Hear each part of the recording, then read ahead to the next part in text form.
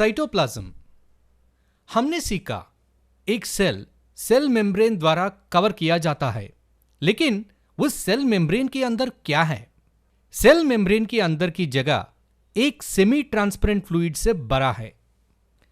इस semi transparent jelly जैसे material को हम कहते हैं साइटोप्लाज्म।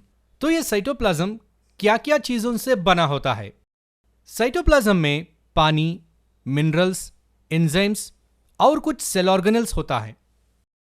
इस जगह पर बहुत सारे केमिकल रिएक्शंस होती रहती है और साइटोप्लाज्म में बहुत सारे सेल ऑर्गेनेल्स भी तैरता रहता है। चलो एक बार इस ऑर्गेनेल्स को देखते हैं। यह है smooth endoplasmic reticulum, rough endoplasmic reticulum, Golgi apparatus, lysosomes, mitochondria और वैक्यूल्स।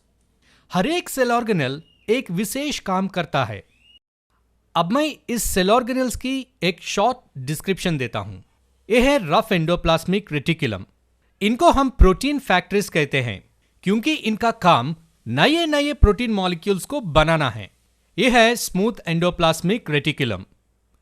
इनको हम फैट फैक्टरीज कहते हैं क्योंकि इनका काम नए नए फैट मॉलिक्यूल्स को बनाना है। यह है गोल्गी बॉडीज।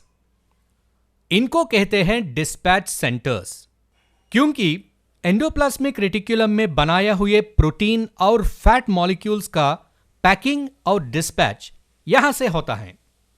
यह है माइटोकॉन्ड्रिया। माइटोकॉन्ड्रिया इनको कहते हैं power house of the cell क्योंकि माइटोकॉन्ड्रिया में सेल की आवश्यक एनर्जी का जनरेशन होता है। यह है वैक्यूल्स। इसको कहते हैं स्टोरेज बैग्स। वे अलग अलग मटेरियल्स को स्टोर करता है। यह है लाइसोसोम्स। इनको सुसाइड बैग्स कहा जाता है। वे फॉरेन मटेरियल जैसी बैक्टीरिया और डैमेज्ड सेल्स को डाइजेस्ट करता है।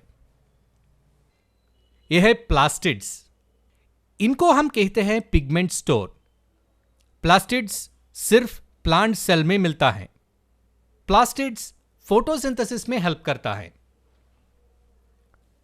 अब हम ये देखते हैं सेल में सेल ऑर्गेनेल्स की क्या जरूरत है। इस सवाल की जवाब हम एक एग्जाम्पल की मदद से समझने की कोशिश करेंगे। क्रिकेट, फुटबॉल, टेनिस, इन तीनों गेम्स हम ये ग्राउंड में खेल नहीं सकते। एक खेलने की हमको 3 अलग अलग कोर्ट्स चाहिए। एक सेल के अंदर बहुत सारे केमिकल एक्टिविटीज चलता रहता है।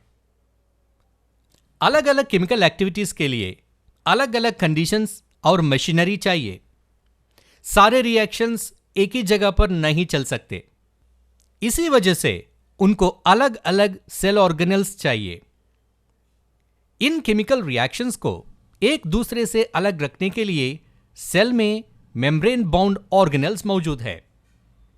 हम ये सभी सेल ऑर्गेनेल्स को कंपाउंड माइक्रोस्कोप इस्तेमाल करके देख सकते हैं? नहीं, कंपाउंड माइक्रोस्कोप की मदद से हम सभी सेल ऑर्गेनेल्स को नहीं देख सकते। सेल ऑर्गेनेल्स जैसी माइटोकॉन्ड्रिया और प्लास्टिड्स को देखने के लिए एक इलेक्ट्रॉन माइक्रोस्कोप की जरूरत पड़ता है। ये हैं सेल ऑर्गेनेल्स और साइटोप्लाज्म के बारे में इंपॉर्टेंट पॉइंट्स। अगले वीडियो में हम देखते हैं ईच सेल ऑर्गेनेल की स्ट्रक्चर और फंक्शन।